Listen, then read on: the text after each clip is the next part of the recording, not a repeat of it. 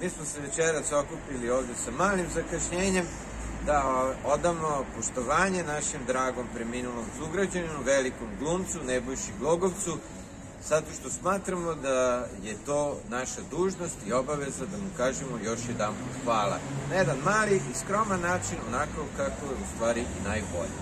Sada će Maša odrecitovati jednu pesmu koju je napisao sam Nebojša u svom opusu. Izvolimo. Tužno pozorište. Imam tužno pozorište.